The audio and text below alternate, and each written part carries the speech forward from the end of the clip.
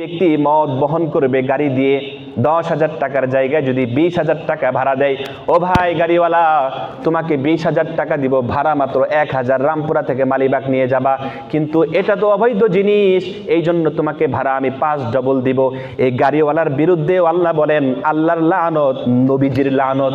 যে মদ বহন করবে তার উপর লানত, যে মদ পান করবে তার উপর লানত, যে মদের বার নির্মাণ করবে তার উপর লানত, যেই জমিনের উপর নির্মাণ করবে তার উপর লানত, যেই ব্যক্তি মদ কেনার জন্য বলবে তার উপর লানত, যেই ব্যক্তি মদ কিনবে ক্রয় করবে তার উপর লানত, যেই ব্যক্তি মদ পরিবেশন করবে তার উপর লানত। বলেন নাউজুবিল্লাহ।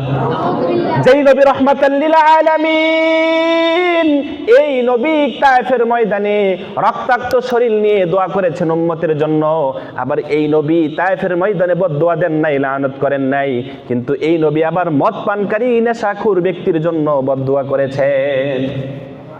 প্রিয় ভাইয়েরা আমার, বিশ্বনবী সাল্লাল্লাহু আলাইহি ওয়াসাল্লাম মিরাজ থেকে 3টা বিধান নিয়ে আসছে। মনে আসেনি আপনাদের? মনে আসেনি? 3টা বিধান আল্লাহ দিয়েছেন। নামাজ, 2 নাম্বার কি দিয়েছেন? শিরিক মুক্ত কেউ ইবাদত যদি করে আমি তাকে মাফ করে দিব, এটা আল্লাহর ওয়াদা। এরপরে 3 নম্বরে সূরাতুল বাকারার শেষের আয়াতগুলো আল্লাহ তাআলা হাদিয়া দিয়েছেন। মনে রাখবেন, সমস্ত বিধান জিব্রাইলকে পাঠিয়েছেন আসমানে, এমন একটা বিধান জমিন থেকে উঠায় 7 আসমান পাড়ি দিয়ে নবীজিকে হাদিয়া দিয়েছেন, সেই বিধানটার নাম নামাজ।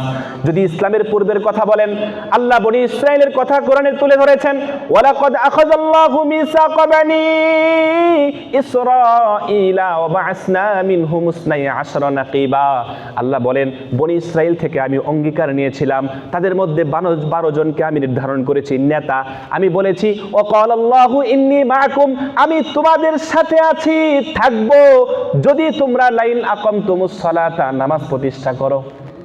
আমাদের ধর্মে না মুসা আলাইহিস সালামের কথা, ছোট্ট বাচ্চা দোলনাতে থাকে, কথা বলতে পারে না, এক কাত করে শোয়ায় রাখলে অপর কাত হওয়ার শক্তি নাই, ফিটার মুখে দিলে বের করার শক্তি নাই, নিজে হাত দিয়ে ফিটার খাবে এই শক্তি নাই। হযরত মারিয়াম আলাইহিস সালাম সন্তান ঈসা আলাইহিস সালামকে কোলে নিয়ে যখন আত্মীয় স্বজনের কাছে চলে গেলেন, সবাই তাকে তুহমত দিতেছিল। আল্লাহ বলেন, মারিয়াম তুমি কোনো উত্তর দিও না, ওই দোলনার শিশুর দিকে আঙ্গুল ইশারা দিয়ে দাও, ওই দোলনার শিশু তাদের উত্তর দিয়ে দিবে। হযরত ঈসা আলাইহিস সালাম বলেন, ক্বালা ইন্নী আবদুল্লাহ আতানিয়াল কিতাব ওয়া জাআলানি নাবিয়্যা। সেদিন দোলনার শিশু কথা বলেছেন, বংশবাসীকে, ব্লাডের সম্পর্কে, রক্তের সম্পর্কের যারা ছিলেন সবাইকে অবাক করে দিয়েছেন। সেদিন বলেছেন, আমি আব্দুল্লাহ, আমাকে আল্লাহ নবুয়ত দান করেছেন, আমাকে বরকতময় করেছেন, এমনকি আমাকে কিতাব দান করেছেন, যতদিন আমি বেঁচে থাকবো আউসনি, আমাকে আদেশ করেছেন, ওয়ার্ডার করেছেন কে? সেদিন বলেছেন, আউসনি, আমাকে আদেশ করেছেন বিসসালাতি, আমি যেন নামাজ পড়ি। ইসলাম ধর্মে না, আমাদের ধর্মে না, নবীজি তখনও আসে নাই। ঈসা আলাইহিস সালাম বলতেছেন, তার মানে ইসলাম নবীজি আসার পূর্বে সমস্ত নবীজির ধর্মে, সমস্ত নবীর জামানায় নামাজ ছিল কিনা? নামাজ ছিল, কিন্তু পদ্ধতি ভিন্ন। আমাদের ধর্মেও নামাজ আছে না নাই? নামাজ এত গুরুত্বপূর্ণ, কোনো ব্যক্তি যদি 5 ওয়াক্ত পরিমাণ সময় অজ্ঞান হয়ে থাকে, তাহলে 5 ওয়াক্ত নামাজ যদি অতিক্রম হয়ে যায়, 6 ওয়াক্তে যায় যদি তার জ্ঞান ফিরে, এই পিছনের 5 ওয়াক্ত নামাজ তাকে পড়তে হবে না। কিন্তু কোনো ব্যক্তি যদি 2 থেকে 3, 4 ওয়াক্ত পরিমাণ নামাজ অজ্ঞান হয়ে থাকে, 5ম ওয়াক্তের আগেই তার হুঁশ ফিরে যায়, তাহলেও হাদিসের মধ্যে এসেছে এই ব্যক্তি পিছনের 4 ওয়াক্ত নামাজ কাজা করবে। নামাজ মাফ নাই। নামাজ এমন একটা বিধান, যেই বিধান জিব্রাইল আমিনের মাধ্যমে দুনিয়াতে পাঠান নাই, বরং দুনিয়া থেকে নবীকে 7 আসমান উঠায় এরপরে নামাজটা হাদিয়া দিয়েছেন। নামাজ কোনো মাফ নাই। আপনি রুকু সিজদা করে নামাজ পড়তে পারেন না, তাহলে আপনি চেয়ারে বসেন বা যেখানেই বসেন, আপনি বসে নামাজ পড়েন, বসেও নামাজ পড়তে পারেন না, শুয়ে নামাজ পড়েন, শুয়েও পড়তে পারেন না, ইশারা করে নামাজ পড়েন, এই বিধান কে দিয়েছে? এই জন্য প্রিয় ভাইয়ারা আমার, নামাজ একটা এমন একটা বিধান, যেই বিধানটা আল্লাহ রাব্বুল আলামিন মেরাজ থেকে রাসূলকে হাদিয়া দিলেন, উম্মতকে জানিয়ে দিলেন, কোনো অবস্থাতেই যেন তোমাদের নামাজ ছুটে না যায়। এই একটা ছিল। 2 নাম্বার আর একটা বিধান দিলেন, শিরিক মুক্ত ইবাদত। আল্লাহ রাব্বুল আলামিন বলেন কেউ যদি শিরিক করে তাহলে তার দৃষ্টান্ত হলো সে যেন আকাশ থেকে জমিনে পড়ে গেল। কোথায়? আকাশ থেকে জমিনে পড়ে গেল, এরপর বাতাসটাকে অনেক দূরবর্তী স্থানে নিয়ে গেল, অথবা পাখি তাকে সু মেরে অনেক দূরবর্তী স্থানে নিক্ষেপ করে ফেলে দিল। বলেন নাউজুবিল্লাহ। আল্লাহ রাব্বুল আলামিন বলেন আমি সমস্ত গুনাহ মাফ করব, কিন্তু শিরিকের গুনাহ আমি মাফ করব না। এই জন্য আল্লাহর সাথে শিরিক করা যাবে না। আপনি যেই দলই করেন, যেই প্ল্যাটফর্মে যুক্ত থাকেন না কেন, কোনো অবস্থাতেই ঈমানের কাছে দলকে প্রাধান্য দেওয়া যাবে না, ঈমানের কাছে চেয়ারকে প্রাধান্য দেওয়া যাবে না, ঈমানের কাছে একটা ভোটকে প্রাধান্য দেওয়া যাবে না। আপনি ঘরের মধ্যে কুত্তার ছবি টানায় রাখছেন, নেত্রীর ছবি টানায় রাখছেন, অথচ আপনি মুসলমান। জিন্দেগিতেও কোনোদিন আপনার উপরে হজ ফরজ হয়েছে, উচিত ছিল হজে গিয়ে বাইতুল্লাহর ছবিটা নিয়ে ঘরের মধ্যে টানানো, উচিত ছিল কাবার চত্বরের কাবার ছবিটা একটা জায়নামাজ আকারে ঘরের মধ্যে টানানো। আপনি তা করেন নাই। একটা চেয়ারের জন্য, একটু ক্ষমতার জন্য মানুষ আপনাকে এমপি বলবে, দাপট বলবে, চেয়ারম্যান বলবে, এই বলবে, সেই বলবে, আপনি ঘরের মধ্যে অমুক তমুকের ছবি টানায় রাখছেন। আছে না নাই? এই জন্য প্রিয় ভাইয়েরা আমার, আল্লাহ রাব্বুল আলামিন বলেন ওমাই ইউশরিক বিল্লাহি ফাকান্নামা খাররা মিনাস সামাই ফাতাখতাফুহু আত-তায়রু আও তাহওয়ি বিহির রিহু ফি মাকানিন সাহিক। এই জন্য আল্লাহ রাব্বুল আলামিন কোরআনের একাধিক আয়াতের মধ্যে বলেছেন শিরিকের গুনাহ আল্লাহ মাফ করবেন না। শিরিক কোনো অবস্থাতেই করা যাবে না। ইলাহিয়াতের সাথে, রুবুবিয়াতের সাথে, আবদের সাথে কোনো অবস্থাতেই শিরিক করা যাবে না। আল্লাহ রাব্বুল আলামিন বলেন কোন বান্দা যদি আমার সাথে সাক্ষাৎ করতে চায়, দুইটা কাজ করলে আমার সাথে সাক্ষাৎ করতে পারবে। কয়টা কাজ? জোরে বলেন, কয়টা কাজ? দুইটা কাজ। ফামান কানা ইয়ারজু লিকা রাব্বিহি ফালইআমাল আমালান সালিহা ওয়ালা ইউশরিক বিইবাদাতি রাব্বিহি আহাদা।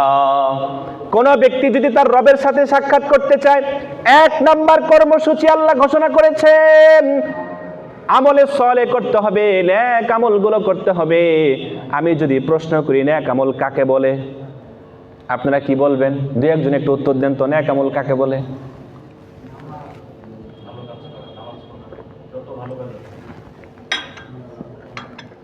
এই যে এক ভাই উত্তর দিয়েছে নামাজ পড়া, যাকাত দেওয়া, হজ করা, কুরবানি করা, এটা নেক আমল? নিঃসন্দেহে, কোনো সন্দেহ নাই। কিন্তু এগুলো তো করণীয়। নামাজ আপনাকে পড়তে হবে, হজ ফরজ হলে করতে হবে, যাকাত ফরজ হলে দিতে হবে, রোজা ফরজ হলে দিতে হবে। তার মানে এগুলো সব কি? করণীয়। তাহলে নেক আমল কি? গুনাহ থেকে বাঁচা, দুইটার সমন্বয়ে। আল্লাহ রাব্বুল আলামিন এই কথাটাই সূরা হাশরের মধ্যে এইভাবে তুলে ধরেছেন, মা আতাকুমুর রাসূলু ফাখুযু ওয়া মা নাহাকুম আনহু ফান্তাহু। আল্লাহ রাব্বুল আলামিন যেটা আদেশ করেছেন সেটা গ্রহণ করা, আর যেটা নিষেধ করেছেন সেটা ছেড়ে দেওয়া। এই দুইটার সমন্বয়ের নাম কি? নেক আমল। এবার আপনি নামাজও পড়েন, আবার অন্যের প্রতি জুলুম করেন, আপনি দানও করেন, আবার অন্যের টাকাও মাইরা খান। আছে না নাই? এটা তো নেক আমল না। দুইটার সমন্বয়ে নেক আমল। আপনি নামাজ পড়বেন, মিথ্যা কথাও বলবেন না, আপনি যাকাত দিবেন, অন্যের সম্পদ লুটপাট করবেন না, এতিমের সম্পদ ভক্ষণ করবেন না। এতিমের সম্পদ ভক্ষণ করা জায়েজ আসেনি? লুটপাট করা জায়েজ আসেনি? ছিনতাই করা জায়েজ আসেনি? কোনোটাই জায়েজ নাই। এই জন্য প্রিয় ভাইয়েরা আমার, নেক আমল করতে হবে। এক নম্বরে আল্লাহ বলেন কেউ যদি আমার সাথে সাক্ষাৎ করতে চায়, ফামান কানা ইয়ারজু লিকা রাব্বিহি ফালইআমাল আমালান সালিহা, নেক আমল করবে। দুই নম্বরে ওয়ালা ইউশরিক বিইবাদাতি রাব্বিহি আহাদা, সে তার রবের ইবাদতের মধ্যে কাউকে শরীক করবে না। সুতরাং শরীক যে করবে, খাজা বাবার দরবারে গরু মানত করা জায়েজ আসেনি? কবরের পাশে গিয়ে সিজদা করা জায়েজ আসেনি? খাজা বাবার নামে রোজা রাখা জায়েজ আসেনি? কোনো অবস্থাতেই ইবাদতের মধ্যে শিরিক করা যাবে না, কোনো অবস্থাতেই মানত করা যাবে না খাজা বাবার নামে। খাজা বাবা যদি জীবিত থাকতো, যারা খাজা বাবার নামে মানত করে তাদের পিঠের চামড়া রাখতো না? কারণ আপনি যেই শামসুল হক ফরিদপুরের উপর কি করলেন, মানত করলেন, উনি তো তাওহীদ প্রতিষ্ঠা করেছেন। আপনি আশরাফ আলী থানভী রাহমাতুল্লাহ আলাইহির মাজারে গেলেন, উনি তো তাওহীদের জন্য জীবন বিলিয়ে দিয়েছেন। হাফিজজি হুজুরের কবরের পাশে গেলেন, উনি তো তাওহীদ প্রতিষ্ঠা করেছেন। আপনি উনি জীবিত নাই, এখন আপনি ওনার কবরের উপরে টাকা দান করেন, জায়েজ আছেনি? এই জন্য কোনো অবস্থাতেই শিরিক হয় এমন ইবাদত করা যাবে না। আল্লাহ রাব্বুল আলামিন এই কথাটাই নবীজিকে মিরাজে নিয়ে বলেছেন, আমি কথা দিচ্ছি বান্দারা যদি শিরিক মুক্ত ইবাদত করে, আমি কথা দিচ্ছি আমি বান্দাদেরকে ব্যাপকভাবে মাফ করে দিব। এই জন্য সর্বপ্রথম এই মিরাজ থেকে আমাদের শিক্ষা কি? মেরাজ থেকে আমাদের শিক্ষা হলো এটা ঈমানের সাথে সম্পৃক্ত। কেউ যদি বিশ্বাস না করে তাহলে তার ঈমান থাকবে না। আজ থেকে 200 বছর আগে যদি বলা হইতো ওপেন হার্ট সার্জারি হবে, ব্লক হয়ে যাবে হাড়গুলো, বিশ্বাস করতো না মানুষ। কিন্তু এখন কি হয়ে যায়? হার্ট ব্লক হয়ে যায়, একটা কাইটা আর একটার সাথে লাগা, আবার রিং পরা, এটা সহজেই বিশ্বাস করে। সর্বপ্রথম 1962 সালে যখন নীল আর্মস্ট্রং কোথায় গেছিলেন? চাঁদের দেশে। যাওয়ার পরে তিনি 3টি বার্তা মানুষকে দিয়েছেন। কয়টা বার্তা? 3টা বার্তা। 1 নাম্বার বার্তা তিনি দিয়েছেন সেখানে কোনো অক্সিজেন নাই। 2 নাম্বার বার্তা দিয়েছেন আমি চাঁদের দেশে যাওয়ার পর সেখান থেকে একটু পদার্থ নিয়ে এসেছিলাম, 7 বছর গবেষণা করে আমি পেয়েছি 1500 বছর আগে বিশ্বনবী আঙ্গুল দিয়ে ইশারা করে যেই চাঁদকে 2 ভাগ করেছিলেন, ওই চাঁদের মাঝখানে একটা রেখা হয়েছে, ওই রেখার জায়গা থেকে আমি একটু পদার্থ নিয়ে এসেছিলাম। আমি এই জন্য সেখানে আবাদ ফসল করি নাই, কারণ যে অক্সিজেন আমি নিয়ে গেছি যদি এখানে আবাদ ফসল শুরু করে দেই, ফসল উৎপাদন করা, তাহলে আমার আর জমিনে ফেরা কি হবে না, সম্ভব হবে না। এরপরে তো সবাই বিশ্বাস করছে, এরপর আরো 2-3 জন গেছে চাঁদের দেশে, এখন সহজেই বিশ্বাস করে। কিন্তু নাস্তিক যারা, তারা বলে আর কিভাবে সম্ভব? চলে গেল ঊর্ধ্বগামী 7 আসমান, আবার সেখান থেকে চলে আসলো। তার মানে এটা মেরাজ থেকে শিক্ষা হলো ঈমানের সাথে সম্পৃক্ত। কেউ যদি এই মেরাজকে অস্বীকার করে তার ঈমান থাকবে না, থাকবে। সুতরাং ঈমান যদি কেউ পাকাপোক্ত করে, ঈমান যদি পরিপূর্ণ করে, তার দ্বারা কোনো গুনাহ হতে পারে না। আল্লাহর ওয়াদা, কোন ব্যক্তি যদি তার ঈমানকে ঠিক করে আল্লাহ রাব্বুল আলামিন তাকে জান্নাত দান করবেন। আল্লাহ রাব্বুল আলামিন বলেন, ওয়া'দাল্লাহুল মুমিনিনা ওয়াল মুমিনাতি জান্নাতিন তাজরি মিন তাহতিহাল আনহার। ওয়া'দাল্লাহ, কার ওয়াদা? আল্লাহর ওয়াদা। মুমিনিনা ওয়াল মুমিনাত, মুমিন মুসলমান পুরুষ নারী সবাইকে এমন একটা জান্নাত দান করবেন যে জান্নাতের তলদেশে নহর প্রবাহিত হবে, অনেক সুন্দর একটা জান্নাত দান করবেন। এমনকি এই আয়াতের মধ্যে আল্লাহ বলেন আল্লাহ তাদের প্রতি রিদওয়ানুম মিনাল্লাহি আকবার, সন্তুষ্ট হয়ে যাবে।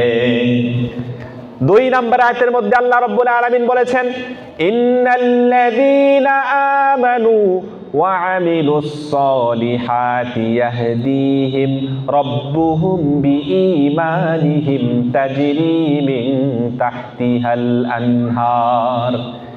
পৃথিবীবাসীকে জানিয়ে দিলেন মিরাজের শিক্ষা থেকে ঈমানকে পাকাপোক্ত করতে হবে।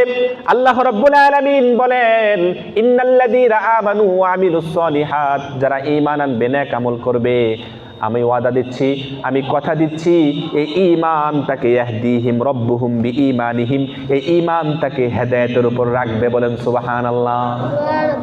3 নাম্বার আল্লাহর ওয়াদা, যারা ঈমান ঠিক করবে, সূরাতুল হাদিদের মধ্যে আল্লাহ বলেন, ইয়া আইয়ুহাল্লাযীনা আমানুত্তাকুল্লাহা ওয়া আমিনু বিরাসূলিহি ইউতিকুম কিফলাইনি মির রাহমাতিহি ওয়া ইয়াজআল লাকুম নূরান তামশুনা বিহি।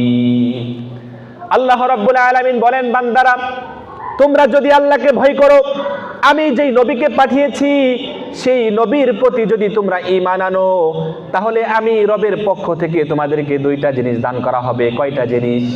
কিফলাইনি মির রাহমাতি, রহমতের 2টা জিনিস দান করবেন। একটু বলেন না কয়টা জিনিস? 2টা জিনিস দান করবেন। 1 নাম্বার নূরান তামশুনা বিহি, নূরান, এমন একটা আলো, এমন একটা নূর আল্লাহ রাব্বুল আলামিন দান করবেন। তামশুনা, মাশায়ামশি, কি তামশুনা, যেটা দিয়ে তোমরা চলবা, কি করবা, তামশুনা, যেই নূর দিয়ে, যেই আলো দিয়ে তোমরা চলবা। এরপরে 2 নাম্বার আল্লাহ বলেন ওয়াগফির লাকুম, আমি তোমাদেরকে মাফ করে দিব। শর্ত কি? ঈমান ঠিক করতে হবে। মেরাজের ঘটনা থেকে আমাদের 1 নাম্বার শিক্ষা হলো এটা ঈমানের সাথে সম্পৃক্ত। কেউ যদি মেরাজের ঘটনাকে বিশ্বাস না করে তার ঈমান থাকবে না। 4 নাম্বার, ঈমানের ক্ষেত্রে আল্লাহ রাব্বুল আলামিন বলেন ফাআম্মাল্লাযীনা আমানু ওয়া আমিলুস সলিহাতি ফায়ুদখিলুহুম রাব্বুহুম ফি রাহমাতিহি। যারাই কি করবে? যারা ঈমান আনবে, আল্লাহ রাব্বুল আলামিন বলেন আল্লাহর রহমতের ভিতরে তাদেরকে প্রবেশ করাবেন। সুবহানাল্লাহ।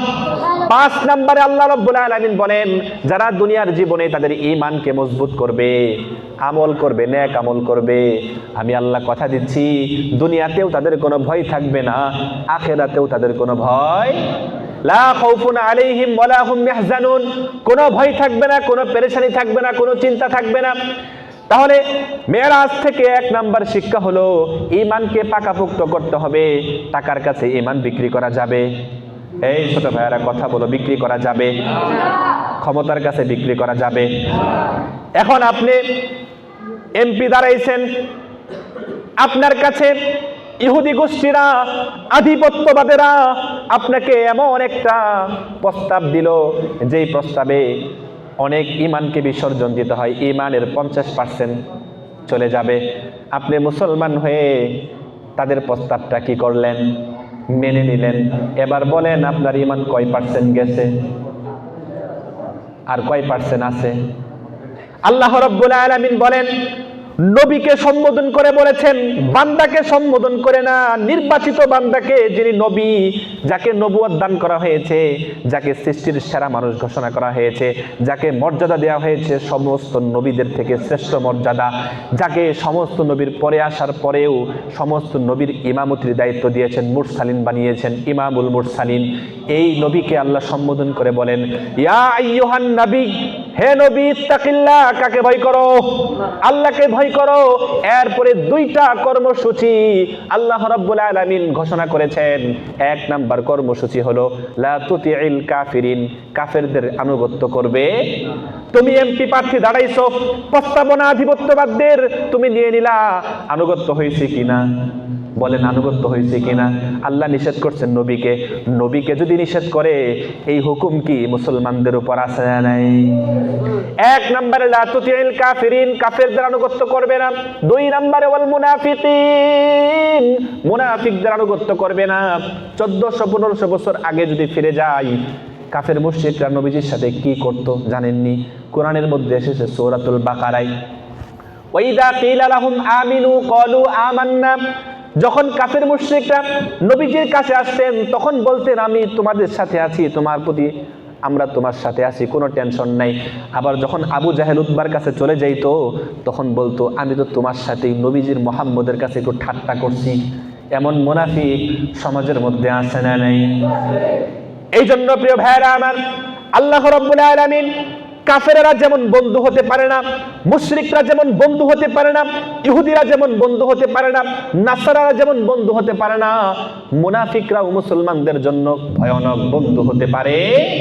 আল্লাহ রাব্বুল আলামিন এই কথাটাই কোরআনে বলেছেন লা তাত্তাখিজুল কাফিরিন আউলিয়া বাদুহুম আউলিয়া বাদ, মুমিনদেরকে আল্লাহ ঘোষণা করলেন তোমরা কাফেরদেরকে বন্ধু বানাবা না। হতে পারে তোমার কলিগ, হতে পারে একই সাথে চাকরি করো, কিন্তু কখনোই তারা তোমার বন্ধু, তারা একে অপরের বন্ধু। এই জন্য প্রিয় ভাইয়েরা আমার, ঈমানকে বিসর্জন কোনোভাবেই দেওয়া যাবে না, ঈমান বিক্রি করা যাবে না। ঈমান যদি পাকাপুক্ত হয়, ঈমান যদি